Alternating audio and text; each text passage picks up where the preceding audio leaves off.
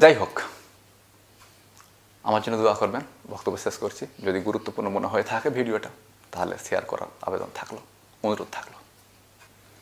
সালামুন আলাইকুম। আপনাদের সবার উপর আল্লাহর পক্ষ থেকে শান্তি বর্ষিত হোক। একজন মহিলা খুব সুন্দর মতো প্রশ্ন করেছেন এবং খুব সুন্দর করে লিখেছেন। তিনি বলেছেন, আচ্ছা শুনুন, খুব দারুণ প্রশ্ন, মানে প্রশ্ন করার স্টাইলটা খুব ভালো। আচ্ছা শুনুন, আলেম এবং মৌলানারা প্রায় একটা হাদিস বলে থাকেন যেখানে বলা হয় যে জাহান্নামে পুরুষের তুলনায় নারীর সংখ্যা বেশি হবে। আসলে আমি এই প্রশ্নের উত্তর বের করে ফেলতাম, আমি আরবি পড়া জানি, কিন্তু ভাষাগতভাবে আমি আরবি জানি না।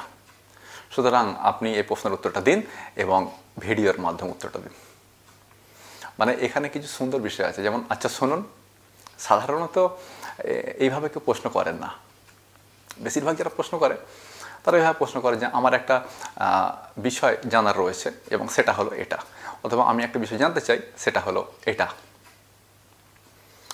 আচ্ছা শুনুন বলে সাধারণত তারা কথা বলে যারা প্রেম করে বিয়ে করেছে এবং একে অপরকে আপনি বলে কথা বলেন। তারা এভাবে বলেন, আচ্ছা শুনুন, বাজারে যাচ্ছেন তো,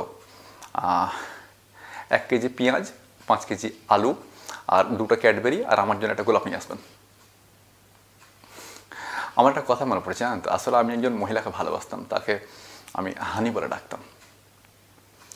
তো আমরা সাধারণত তুই বলে কথা বলতাম, কিন্তু মাঝে মধ্যে আমরা একে অপরকে আপনি বলে কথা বলতাম। এবং আমরা ঠিক করেছিলাম এটা যে যখন আমাদের বিয়ে হবে তখন আমরা পাবলিকলি সবসময় আপনি বলে কথা বলবো, আর একেবারে প্রাইভেট টাইমে শুধুমাত্র তুই বলে কথা বলবো। তো হানি আমাকে বলতেন, যখন বাজারে যাবেন তখন আমার জন্য 1 প্যাকেট বিরিয়ানি আর একটা গোলাপ নিয়ে আসবেন। তো আপনার এই আচ্ছা শুনুনটা শুনে আমার হানির এই কথাটা মনে পড়ে গেল। যাই হোক, আর শেষ অংশটা খুব সুন্দর প্রশ্নের, সেটা হচ্ছে ভিডিওর মাধ্যমে উত্তরটা দিন। লিখিতভাবে উত্তরটা দিলে হবে না, অডিওর মাধ্যমে উত্তর দিলে হবে না, ভিডিওর মাধ্যমে উত্তর দিতে হবে। দারুণ স্টাইল। যাই হোক, আপনার একটা কমেন্ট আমার খুব ভালো লেগেছিল এবং সেটা হচ্ছে এটা, আপনি আমার বোনকে একটা পরামর্শ দিয়েছিলেন যে ফেসবুক আইডিতে এভাবে ছবি দেওয়াটা ঠিক হচ্ছে না, কারণ শত্রুরা আপনার ক্ষতি করতে পারে বা শত্রুরা তোমার ক্ষতি করতে পারে। আপনার এই পরামর্শটা আমার খুব ভালো লেগেছিল। ওকে, চলুন আপনার প্রশ্নের উত্তর আছে। হ্যাঁ, এই ধরনের 2টো হাদিস রয়েছে। একটা বুখারীতে রয়েছে যেখানে বলা হচ্ছে যে মুহাম্মদ সাল্লাল্লাহু আলাইহি ওয়াসাল্লাম জাহান্নামে দেখলেন যে সেখানে নারীদের সংখ্যা বেশি। হাদিস নাম্বার 3241, মানে 3241 নম্বর হাদিস, বুখারী 3241 নম্বর হাদিস। এই হাদিসটাকে নিয়ে যারা ইসলাম বিদ্বেষী গোছের মানুষ রয়েছেন, যারা নাস্তিক গোছের মানুষ রয়েছেন, যারা ইসলামের প্রতি ঘৃণা ছড়ান, ইসলামের প্রতি বিভিন্ন মিথ্যা অপবাদ আরোপ করেন, তো তারা এই হাদিসটাকে নিয়ে হৈ হৈ করে যে দেখো, বলা হচ্ছে জাহান্নামে নারীর সংখ্যা বেশি, এত ইসলাম নারী বিরোধী, ইসলামে নারীদেরকে ছোট করা হয়েছে। কিন্তু যদি আমার একটু বিচার করি যে জাহান্নামে নারীর সংখ্যা বেশি, এটা কি অযৌক্তিক কথাবার্তা? তো যদি আমরা একটু বিচার করি এবং যদি একটু ডেটা বা সমীক্ষার উপরে নজর দিই, তাহলে আমরা দেখতে পাবো যে পৃথিবীতে পুরুষের চেয়ে নারীর সংখ্যা অনেক বেশি। বিশেষ করে ডেভেলপ কান্ট্রিগুলোতে। ডেভেলপ কান্ট্রি বলতে গেলে যেগুলো উন্নত দেশ, যেমন America, Britain, France, German, UK, Netherland, Ireland, Norway, Sweden, Denmark, এরা হচ্ছে ডেভেলপ কান্ট্রি। তো ডেভেলপ কান্ট্রিগুলোতে পুরুষের চেয়ে নারীর সংখ্যা বেশি। এর একটা কারণ হলো সেখানে নারী ভ্রূণ হত্যা হয় না। ভারত, পাকিস্তান, বাংলাদেশ ডেভেলপিং কান্ট্রি, মানে উন্নয়নশীল দেশ, এখানে নারী ভ্রূণ হত্যা হয়। অনুমান করা হয় যে ভারতে প্রতিদিন 5000 নারী ভ্রূণ হত্যা হয়। যদি এই 5000 নারী ভ্রূণ হত্যা না হতো, আজকে পুরুষের তুলনায় নারীর সংখ্যা অনেক বেশি হতো ভারতে, কিংবা ভারত উপমহাদেশে, অথবা ভারত, পাকিস্তান, বাংলাদেশে। প্রতিদিন 5000 নারী ভ্রূণ হত্যা হওয়া সত্ত্বেও ভারতে 100 জন পুরুষের তুলনায় নারীর সংখ্যা 102 জন। 2020-তে অথবা 21-এ ন্যাশনাল ফ্যামিলি হেলথ সার্ভেতে এই সমীক্ষা বেরিয়ে এসেছিল। আপনি নিউজ কাটিংগুলো স্ক্রিনে দেখতে পাচ্ছেন। 100 জন পুরুষের তুলনায় 102 জন নারী, মানে নারী এবং পুরুষের অনুপাত হলো পুরুষ 100 নারী 102, মানে 1000 জন পুরুষের তুলনায় 1020 জন নারী। বাংলাদেশও এই সংখ্যাটা বেশি। বাংলাদেশও 16 কোটি মানুষের মধ্যে 16 লাখ নারী বেশি, মানে 100 জন পুরুষের তুলনায় 101 জন নারী। বাংলাদেশেও নারী ভ্রূণ হত্যা হয়, যদিও নারী ভ্রূণ হত্যা অপরাধ। ভারত, পাকিস্তান, বাংলাদেশ 3 দেশেই নারী ভ্রূণ হত্যা অপরাধ, কিন্তু তা সত্ত্বেও হয় এবং এটা বাস্তব সত্য। তো তারপরও যদি এখানে নারীর সংখ্যা বেশি হয়, মানে ভারতে বাংলাদেশে নারীর সংখ্যা বেশি হয়, যদি নারী ভ্রূণ হত্যা না হতো তাহলে ব্যাপারটা কেমন হতো একবার কল্পনা করুন। তাহলে হয়তো 100 জনে 102 জন অথবা 100 জনে 101 জন না হয়ে এটা হয়তো 100 জনে 125 জন কিংবা 100 জনে 130 জন হতো। ব্যাপারটা তাই নাকি? যদি পৃথিবীর শুরু থেকে আজ পর্যন্ত শুধুমাত্র গোঁড়ামির কারণে নারী হত্যা না হতো, যেমন ভারতে নারী জন্মালে তাকে মেরে ফেলা হতো, প্রাচীন আরবে নারী সন্তান জন্মালে তাকে মেরে ফেলা হতো, যদি এই ধরনের নারী বিরোধী কাজগুলো ইতিহাসে না হতো তাহলে আজকেও পুরুষের তুলনায় নারীর সংখ্যা অনেক বেশি হতো, অনেক বেশি হতো। একটা হাদিসও রয়েছে, বুখারী হাদিস নাম্বার 81, কিতাবুল ইলম, কিতাবুল ইলম, সহবতে কিতাবুল ইলম, হাদিস নাম্বার 81। মুহাম্মদ সাল্লাল্লাহু বলছেন যে পরিস্থিতি একদিন এমন জায়গায় গিয়ে দাঁড়াবে যেখানে একজন পুরুষের তুলনায় নারীর সংখ্যা হবে 50 জন। অবাক করার ব্যাপার, কিন্তু একদিকে একজন পুরুষ আর তার তুলনায় হবে 50 জন নারী। কোনো কোনো হাদিসে 40 জনের কথা রয়েছে। তো মূলত একজন পুরুষ সমান 50 জন নারী, এরকম একটা জায়গায় গিয়ে পৌঁছাবে। যাই হোক, এত কথা বলার একমাত্র উদ্দেশ্য হচ্ছে এটা, পৃথিবীতে পুরুষের তুলনায় নারীর সংখ্যা বেশি, সুতরাং এটা স্বাভাবিক যে জাহান্নামেও নারীর সংখ্যা বেশি হবে।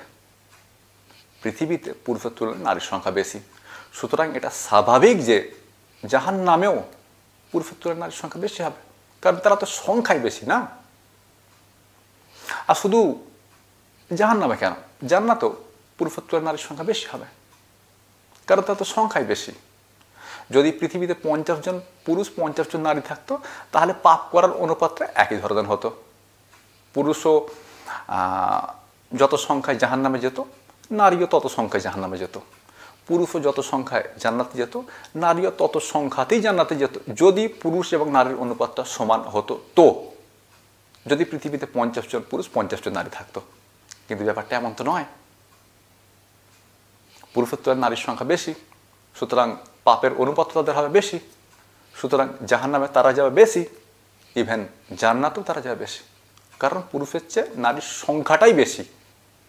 সুতরাং এই হাদিসটা মোটেও নারী বিরোধী নয় এবং তা কোনো জয়ীফ হাদিস কিংবা জাল হাদিসও নয়। সহিহ মুসলিমে এই বিষয়ে একটা হাদিস রয়েছে, যে হাদিসটা জাল হাদিস, যদিও বহু মুহাদ্দিস তাকে সহিহ হাদিস বলে চালিয়ে দিচ্ছেন, কিন্তু হাদিসটা সম্পূর্ণ কোরআন বিরোধী। তো আমি এখন সেদিকে যাচ্ছি না, মূলত এই হাদিসটা সহিহ হাদিস, যেটা বুখারীতে রয়েছে, হাদিস নম্বর 3241। হাদিসটা সহিহ এবং তা নারী বিরোধী হাদিস নয়, বরং তা পৃথিবীর ডেমোগ্রাফির ওপর নির্ভর করেই একটা হাদিস, এবং ভবিষ্যৎটা আরও খারাপ হতে চলেছে, তখন নারীর সংখ্যা আরও অনেক বেশি হয়ে যাবে। আজকে 100 জন 102 জন, ভবিষ্যতে এটা হয়তো 100 জনে 120 জন 25 জন, 100 জনে 150 জন, 100 জনে 200 জন হয়ে যাবে, কিংবা আরও অনেক বেশি হবে। যেমন হাদিসে মুহাম্মদ সাল্লাল্লাহু আলাইহি ওয়াসাল্লাম ভবিষ্যদ্বাণী করেছেন, একজন পুরুষের তুলনায় 50 জন নারী হবে। সুতরাং এত নারী, তারা তো পাপ করবে নাকি? যদি পুরুষটা পাপ করে, নারীরও পাপ করবে, তাহলে জাহান্নামে তারা বেশি যাবে, এটাই লজিক্যাল, এটাই যৌক্তিক। জান্নাতেও তারা বেশি যাবে, এটাও যৌক্তিক, কারণ তাদের সংখ্যাটা থাকবে বেশি। আপনি বুঝতে পারছেন? তো এই হলো মূলত ব্যাপার।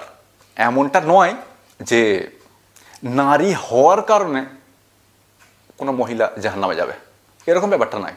সংখ্যায় বেশি, পাপ করে বেশি, জাহান্নামে বেশি, সংখ্যায় বেশি, নেকি করবেও বেশি, জান্নাতে থাকবে বেশি। ইসলামে এটা মানদণ্ড নয় যে তুমি নারী তুমি জাহান্নামী আর তুমি পুরুষ তুমি জান্নাতি, এরকম কোনো ব্যাপার নেই ইসলামে। আপনি একটা আয়াত দেখতে পারেন, আয়াত হচ্ছে পবিত্র কোরআনের বলুন না গো 4 নম্বর সূরা, সূরা নিসা, আয়াত নাম্বার 124। আল্লাহ সুবহানাহু ওয়া তাআলা বলছেন যে ওয়ামান ইয়ামাল মিনাস সলিহাতি, এবং যে কেউ আমলে সলিহা করে, ভালো কাজকর্ম করে। আমল মানে কাজকর্ম, সলিহা মানে ভালো। তো যে কেউ ভালো কাজকর্ম করে, মিন জাকারিন আও উনসা, সে হোক পুরুষ কিংবা নারী, এবং যে কেউ ভালো কাজ করে সে হোক পুরুষ কিংবা নারী, হুয়া মুমিনুন, যদি তারা হয়ে থাকে মুমিন, ফাউলাইকা ইয়াদখুল জান্নাতা, তাহলে তাদেরকে জান্নাতে প্রবেশ করানো হবে। ওয়ালা ইয়াজলিমুনা নাকিরা, এবং তাদের প্রতি কোনো ধরনের অবিচার করা হবে না। মানে যদি আপনি ভালো কাজ করেন, আপনি হন নারী হন পুরুষ, এটা কোনো ব্যাপার নয়, আপনি জান্নাতে যাবেন। শর্ত হচ্ছে ঈমান থাকতে হবে, হুয়া মুমিনুন, ঈমান থাকতে হবে। যদি আপনার ঈমান থাকে, আপনি হোক নারী আপনি হন পুরুষ, আপনি জান্নাতে যাবেন। জান্নাতে যাওয়ার ক্ষেত্রে কোনো বিভেদ নেই যে তুমি নারী তুমি জান্নাতে যেতে পারবে না, তুমি পুরুষ তুমি জান্নাতে যাবে, এরকম কোনো বিভেদ নেই। অথবা তুমি নারী তুমি জাহান্নামে যাও, আর তুমি পুরুষ তুমি জান্নাতে যাবে, এরকম কোনো বিভেদ ইসলামে নেই। ইসলাম নারী পুরুষকে সমান চোখে দেখেছে। আপনি ছোট আয়াতের মধ্যে আর একটা আয়াত দেখতে পারেন, যেটা এখন আপনার স্ক্রিনে। এটা হচ্ছে পবিত্র কোরআনের 3 নম্বর সূরা আল ইমরানের 195 নম্বর আয়াত।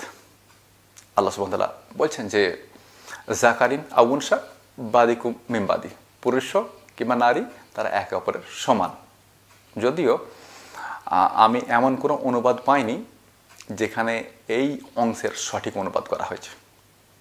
আমি আলহামদুলিল্লাহ প্রায় 50টা মতো অনুবাদ আমি পড়েছি, এবং আমার কাছে প্রায় 38-40টা মতো অনুবাদ আমার কাছে রয়েছে। কোনো অনুবাদ আমি এটা সঠিক অনুবাদ পাইনি। কাছাকাছি একটা অনুবাদ রয়েছে, যেটা মূলত সম্ভবত উর্দুতে বেরিয়েছিল, সেটার ইংরেজি ভার্সন অ্যাভেলেবেল রয়েছে, বাংলাতেও মনে হয় রয়েছে। পাকিস্তানের একজন ফাকি, একজন জ্ঞানী ব্যক্তি, জাস্টিস তাকি উসমানী, তার ইংরেজি অনুবাদটা বেশ খানিকটা সঠিক। যাই হোক, আপনি স্ক্রিনে যে আয়াতটা দেখতে পাচ্ছেন তার অনুবাদটা সঠিক নয়, এর সঠিক অনুবাদটা এখন আপনার স্ক্রিনে, এবং এটা হচ্ছে হোফেন কোরআন অনুবাদ। বলা হচ্ছে পুরুষ হোক অথবা নারী তার একে অপরের সমান, জাকারিন আও উনসা বাদিকুম মিন বাদি, পুরুষ হোক অথবা নারী তার একে অপরের সমান। প্রশ্ন হবে এই অনুবাদটা কোথায় পাবো? ফিলহাল তো আপনি কোথাও পাবেন না। আমি যতটুকু অনুবাদ করছি, মনে করুন কোনো দিন হয়তো মনে করুন 50টা আয়াতের অনুবাদ করলাম, একটা আয়াত হয়তো স্ক্রিনশট নিয়ে সেটাকে ফেসবুক পেজে আপলোড করলাম। বাকি আপনি এই অনুবাদ এখন কোথাও পাবেন না। 2025 শেষের দিকে কিংবা 2026-এ বই আকারে আপনি বাজারে পাবেন। তবে বই আকারে বাজারে আসার আগেই আপনি এটা অ্যাপ আকারে প্লে স্টোরে এবং অ্যাপ স্টোরে পেয়ে যাবেন। তার আগে যদি সম্ভব হয়, আমার ওয়েবসাইটে আমি এটাকে অনলাইনে অ্যাভেলেবেল করিয়ে দেব। এটা সম্পূর্ণ ফ্রি থাকবে, যেরকম অ্যাপ সম্পূর্ণ ফ্রি থাকবে। তো আপনি অনলাইন ভার্সনে পাবেন ওয়েবসাইটে, আপনি অ্যাপ আকারও পাবেন। আর 2025 শেষের দিকে কিংবা 26-এ বই আকারে বাজারে আসবে। আমি এই অনুবাদটার পিছনে প্রায় 8 বছর ধরে খাটছি, 8 বছর ধরে খাটছি এই অনুবাদটার পিছনে।